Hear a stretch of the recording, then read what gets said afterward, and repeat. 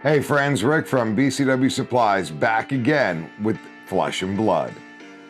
And in this week's episode, we're going to talk a little bit about the Dallas-Fort Worth calling and the deck I played on Sunday in the Daily Double Classic Constructed event at the calling in Dallas-Fort Worth.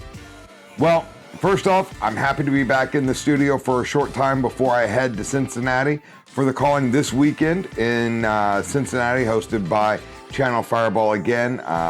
I'm super excited. It's Tales of Aria Limited. I just got done doing one of those in Dallas, Fort Worth, Texas. So I feel like I have a little bit of an advantage, a little bit more understanding of some card evaluation skills from the pools.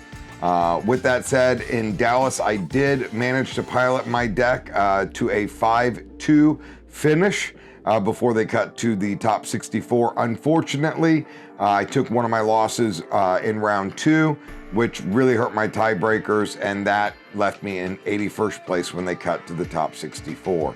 Unfortunate turn of events, but really happy with the results of going 5-2 at a sealed ProQuest event.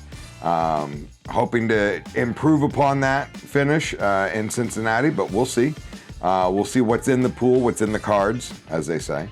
But Sunday, instead of playing in the ProQuest, I decided to test a theory, an idea of a deck using Viserai.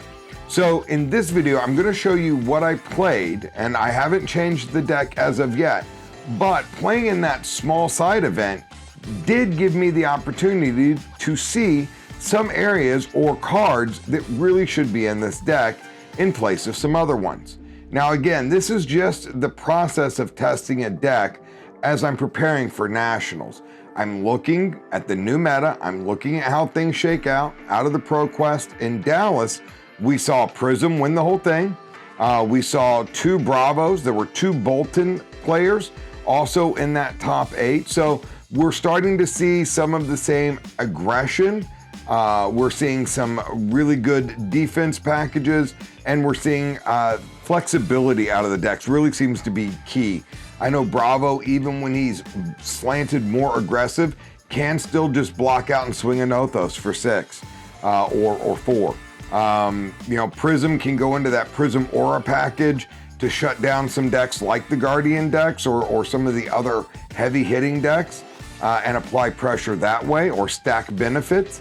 Or it can go full Herald aggro tempo and really just try to pressure you with 7 attack, 6 attack, value phantasms, always trying to get in that Herald of Addition, 5 dominate with it hits, draw 2 cards, run in yellow pummels, things of that nature, and really just apply pressure. Bolton taking advantage of a lot of people running attack actions or more attack actions and really being stingy and not wanting to block with their non-attack actions. So getting buffs, getting go again, charging the soul, the Saber build setting up for that one big turn where they're going to go off and do 30 plus damage to you. All of these decks that were there before the seeds got banned are still there. We did see Alexi look to be like a lightning with a hint of frost in that top 8 as well. So hats off to everybody that managed to top 8 the ProQuest. I do know several of the players that finished at a 5-1 but took their loss early in the ProQuest that missed on breakers. Several of them coming in from 9th all the way down. I believe it went down to 18th or 20th place of people with a 5-1 record, which are still decks that you should consider or look at. Unfortunately, those lists are not posted unless people post them to FabDB, a great place, obviously, to check out your deck lists or decks that people are working on. There's a lot of information there. But I do know in that pool there were probably 3 or 4 chain, so buyer beware, chain is not dead. I believe there was a couple of Katsus. I know one Katsu made top 8, but I think there were a couple of more. In fact, I know 9th place finish was a Katsu player as well. So it was close to having 2 Katsus in the top 8. So some of these decks that we were hoping were diminished or hurt by the change in the format or ice, so far I haven't seeing that impact, but I don't think that the ice decks are really flushed out yet, or the Guardian decks are really kind of keeping them at bay.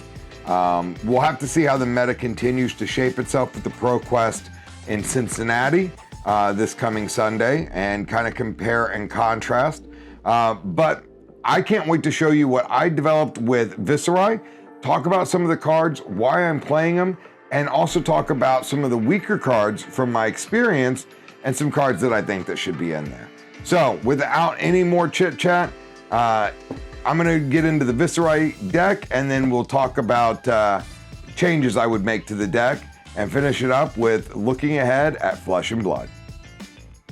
All right, so here we are with the Viserai Rune Blood as your adult hero, 4 intellect, 40 health. His ability, whenever you play a Rune Blade card, if you have played another non-attack action card this turn, create a Rune Chant token. And Rune Chant tokens are simply just this. It is when you play an attack action card or attack with the weapon, destroy Rune Chant, it deals 1 arcane damage to target opposing hero. So you always make sure you have a couple of them, because in case you're popping them but you're playing a Rune Blade card, to make another one at the same time, I always recommend having 2 of these.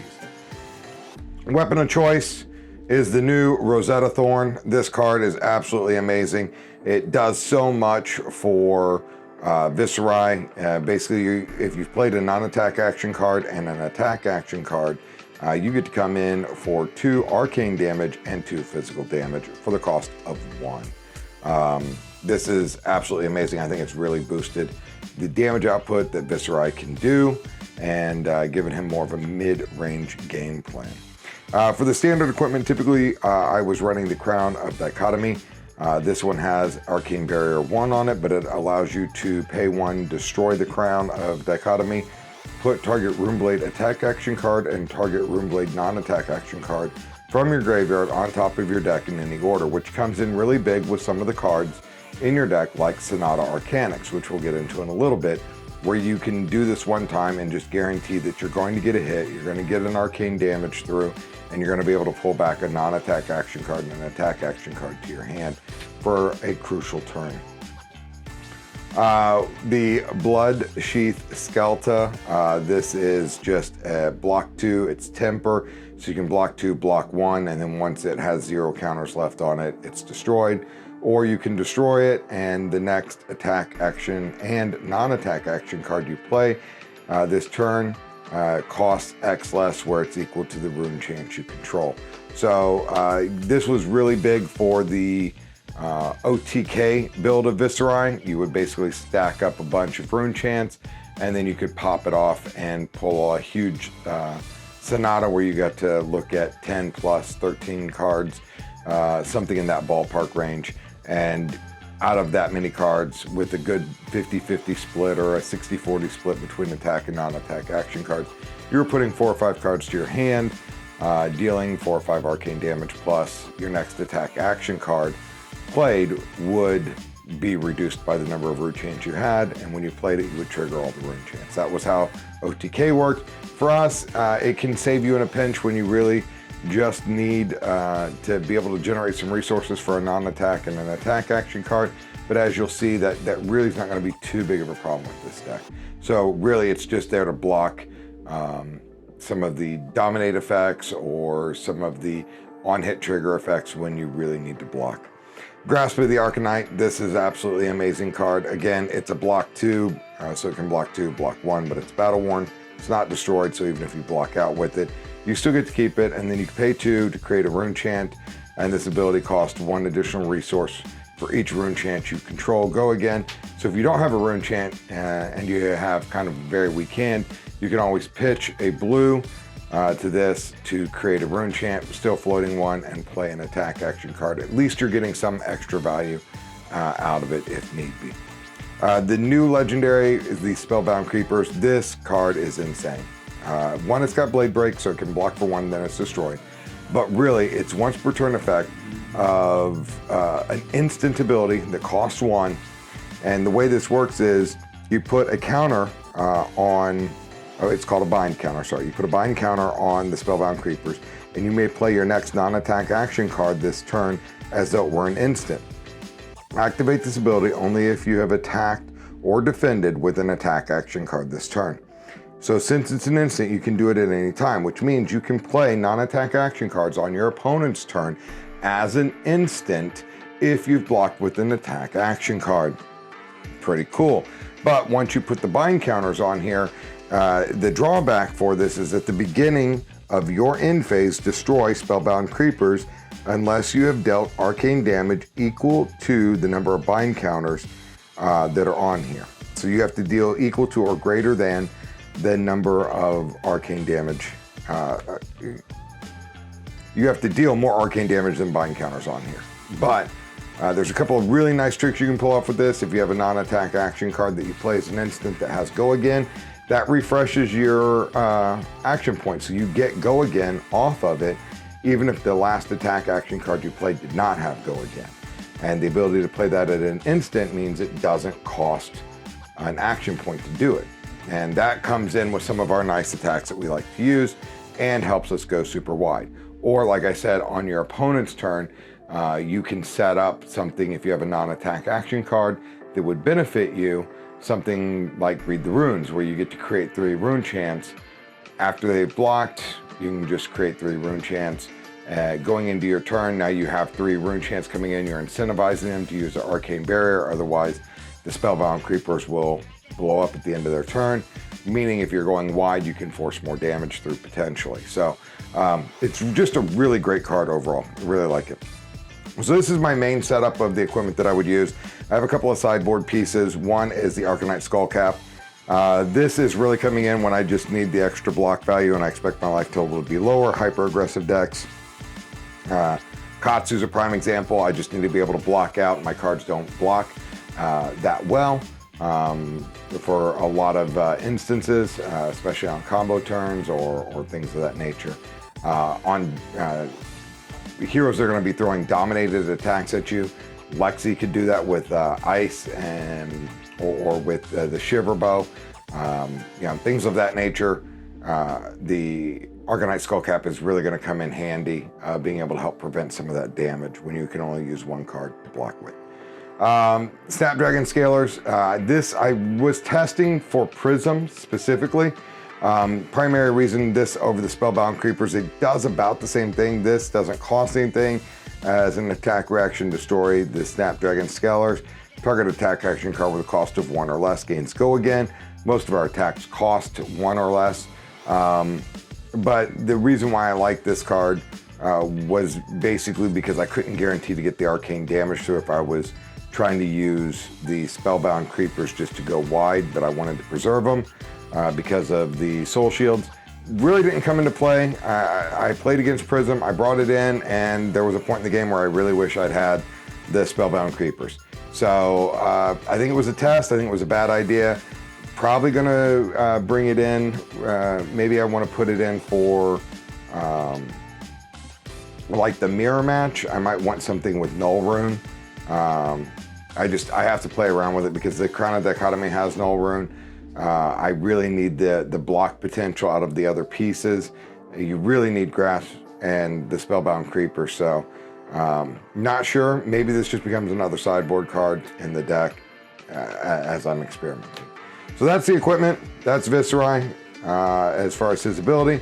Now let's get into the non-attack action cards that I played and where the idea of this deck really grew from. And the primary thing was this card here, which is Mauvern Skies. So Mauvern Skies basically says your next Runeblade attack action card played this turn gains Go Again.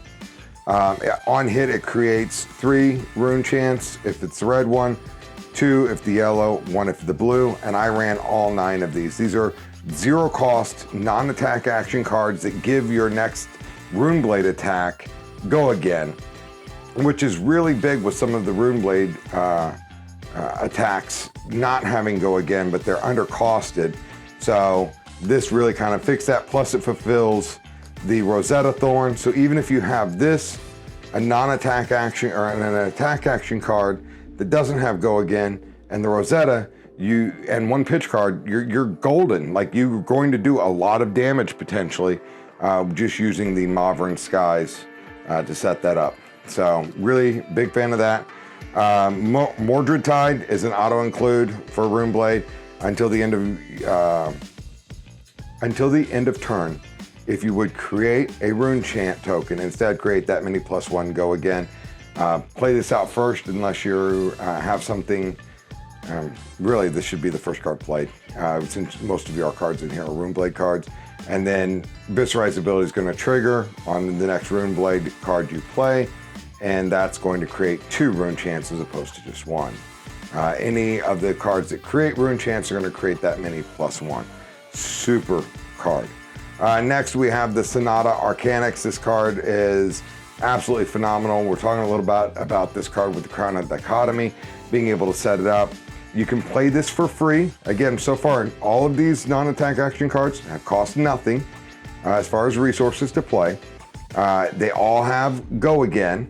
So again, they're working with the Spellbound Creepers to give your next attacks Go Again, and they're also allowing you to continue playing to set up Viserai's abilities and go wide.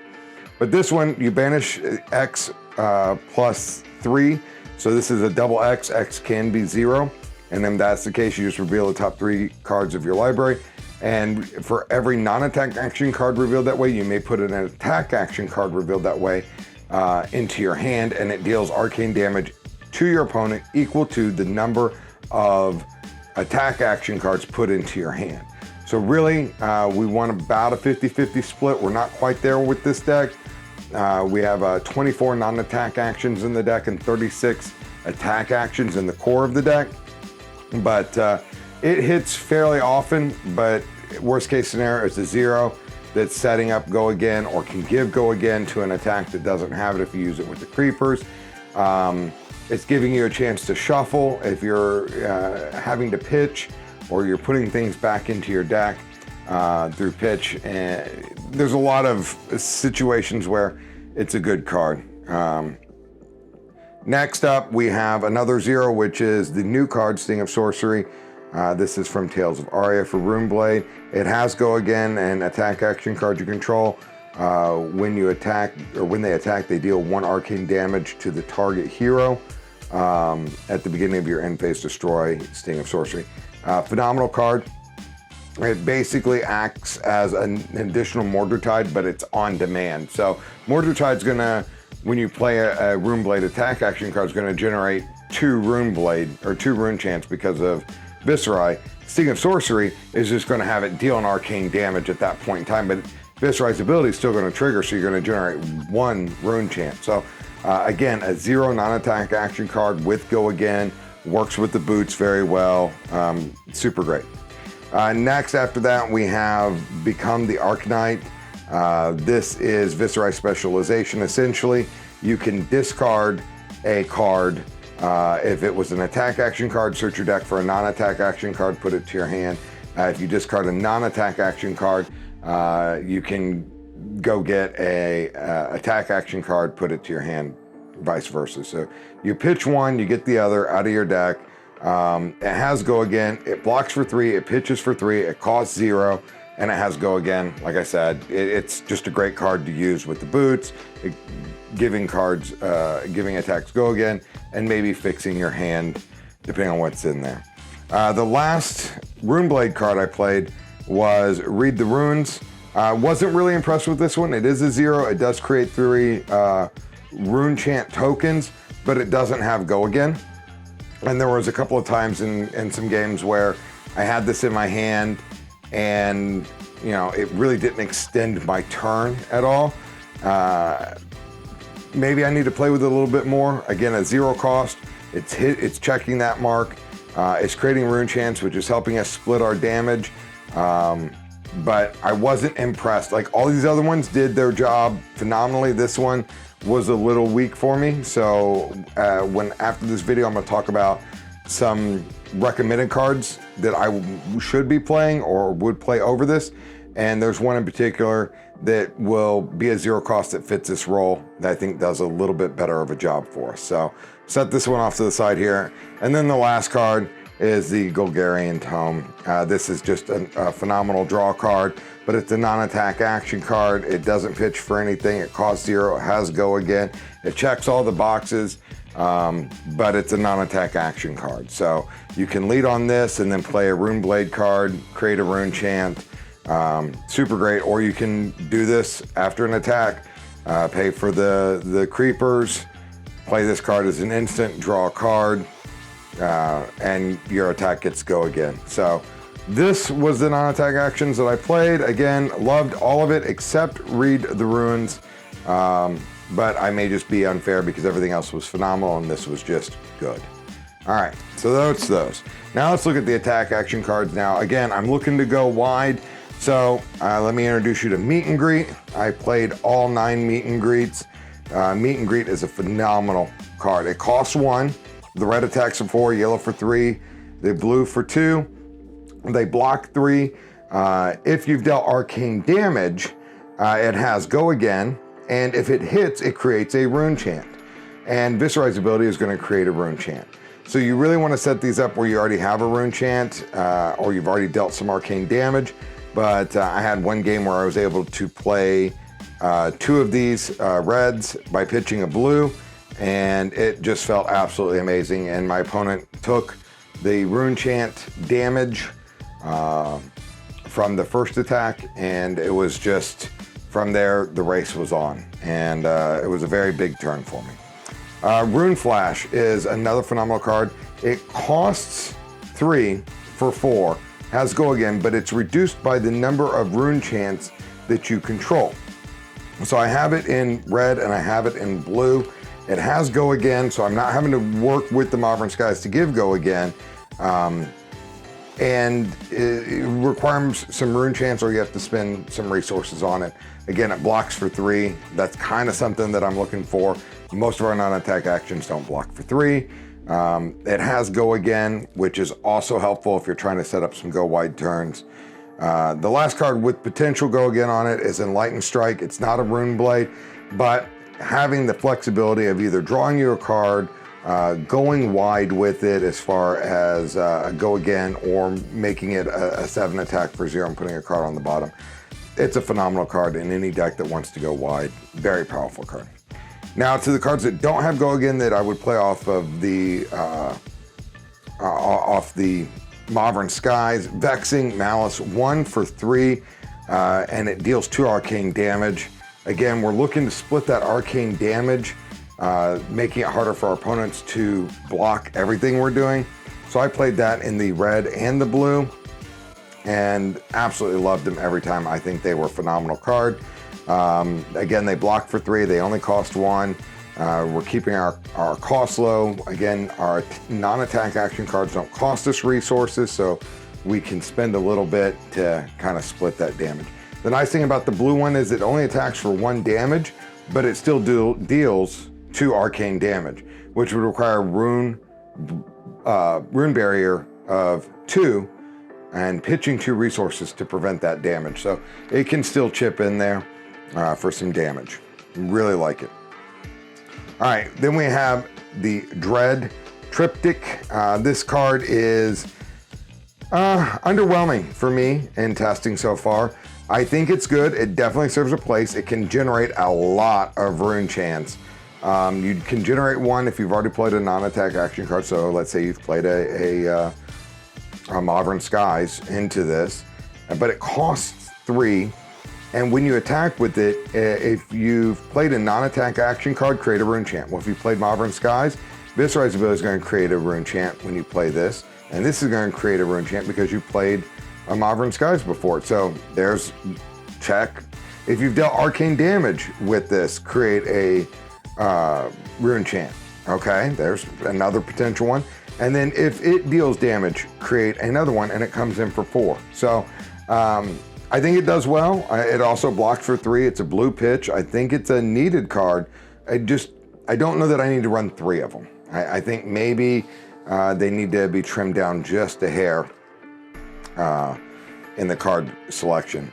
Next was the Spellblade Strike. This card was phenomenal for me. A cost of 1, create a Rune Chant token, and deal 4. Now this is another perfect card to play out into a meet and greet, or not into a meet and greet, but into a Modern Skies. Cost of 1, if you've already played a Modern Skies, it's gonna trigger Viserai to create a rune chant. It'll have Go Again off of the Modern Skies. It's gonna create a rune chant itself. This is just how we build up to having 2 or 3 rune chants as we're still continuing to apply pressure and attack. I really like that card. The next card was the Spellblade Assault. This one, the red was very underwhelming for me. I know it's a 2 for 4. I know it creates 2 rune chant tokens, which was great, but there are times where the cost of 2, and there's not a way to reduce it like Rune Flash has, was problematic. So definitely other cards I think are better specifically than this one. The blue is great. It creates 2 rune chants, but it pitches for 3, it blocks for 3. You know, that's probably a stay, but this is probably a card I'm looking to replace with some of the other cards that I forgot or didn't include. Okay, now that was the core 60. That was exactly 60 cards for that Viserai shell, or that Viserai deck. That's what I would consider the main deck. The sideboard, I was running 2 Oath of the Arknight Red, basically to go over cards or decks that were gonna play big defense. 1 Tome of Findel. This is for aggressive decks that I need to kind of race and gain life. Potentially a little harder to set up, but it was in there as a package. I played 4 Reduce to Rune Chant. This is 3 red, 1 yellow. It costs 1, but it's reduced by the number of rune chants you have. If you have 1, it's free. The reds block 4, the yellows block 3, but it also creates a rune chant. So you can create a rune chant on your opponent's turn with this. Little defensive package. Again, we're really trying to race and not block that much with this deck. We're trying to weaken our opponent's hand by forcing them to block us, and it races pretty fast. Next, we have our 3 Command and Conquers. Really, this is for any deck that's going to set up the Bolton Sabers or Bolton Raiden decks. You know, you want these in. You know, you want these in against Prism because it's a 6 to pop things. And, you know, it's overall a great card. So if it's a deck that's really trying to have a 5-card hand, block out, and then have a 5-card hand and take a turn off, Command and Conquer probably should be in. Next, the last one we had was 3 Ninth Blade of the Blood Oath. This is really just here for Prism. 100%, it's a yellow pitch, it's a block 3, but it is a 9. So it gets past the Heralds of Triumph. So this card is a must include. Now there was one card that I did miss. We're gonna talk about that here in just a moment. That should have been in this list, especially anticipating so much Prism that I forgot. But this is the list, and let's go ahead and get to my thoughts on what could change. All right, folks, well, that does it for the deck tech portion of this video.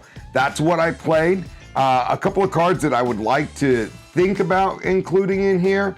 Amplify the Arknight is definitely one. The red one, I missed that card. I don't know how I missed it, but with Prism being a very popular deck for people to pilot right now, that is a 6-power attack. It does get cheaper based on the number of rune chants you have. As you can tell with the deck, we're looking to play non-attack actions and play multiple attack actions or multiple non-attack actions to build rune chants off Viserai's ability, as well as playing cards that allow us to build rune chants. So you get to attack with that card in certain spots for a discount. It's not always going to cost 3. Most of the time, it's probably going to come in at costing you about a 1 for 6, or it's going to be a free card based on my experiences this past weekend. So that definitely should be in there. I think that would help with the Prism matchup. I did lose to Prism in the last round of that daily double constructed event. So, and the fact that I forgot that card, I don't know how I did that. So that's one card definitely needs to be considered. Now there's the Drawn into the Dark. That card is one that I kind of want to test. It does reduce its cost. It costs 2 for 3, and you get to draw a card. But it reduces its cost based on the number of rune chants you have. I do want to try that card over one of the Spellblade Assaults. I really didn't think that card was doing all too much. I mean, it does create 2 rune chants, but it costs 2, and it doesn't get a price reduction. And this deck is very hungry for resources. Another card that I really think I need to find room for in the deck is the red Plunder Run. I think Plunder Run is a card that I just missed on because it wasn't a Runeblade card. It didn't jump out to me. But Viserai's ability is triggered whenever you play another Runeblade card and you've played a non-attack action card. It doesn't have to be a non-attack Runeblade card. So being new to Viserai, I think I just overlooked that part. I really think that needs, Plunder Run definitely needs to be in the deck. It's a 0-cost non-attack action card. It buffs an attack, but more importantly, if an attack hits, and with as wide as this deck wants to go on certain turns, you're threatening a chance of drawing an additional card, which could just be a pitch to come in with the Rosetta, if you can. So it's just one of those things. Again, when I built this, it was just the concept of being able to go wide. Have a good amount of non-attack actions to turn on Rosetta, but as you saw, all the skies, they give a Runeblade attack action card, go again, and on hit creates rune chants. You're swinging 2 to 4 rune chants with your first attack. Hopefully you're able to snowball a few of them off different things. On Mordred Tide turn specifically.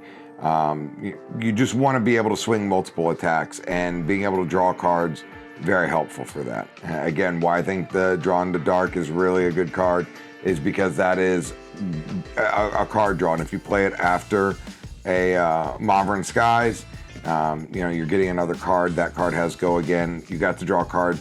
Yes, it's only 3, but it's still something people are probably going to block, but you still get the card draw off it. And that's what I think the deck really needs to extend how wide it can go. A little bit of more card draw. So those are my thoughts right now. I'm going to probably tweak this deck some, and I probably will have it with me in Cincinnati. So if I'm doing a side event on Friday and you happen to be there, stop by, say hi. If you have questions about the deck, let me know in the comments. If there is a deck that you would like to see, feel free to leave it in the comments in the video. I plan after Nationals to start covering more decks and kind of giving you my thoughts on the cards like I did in this one, why I feel that they're in the deck, and if I think of any cards that could be better or changed, I'm going to include those as well. So that's it for this video. Until next time, remember, when it comes to collecting, storing, or displaying your hobbies or collectibles, BCW has you covered.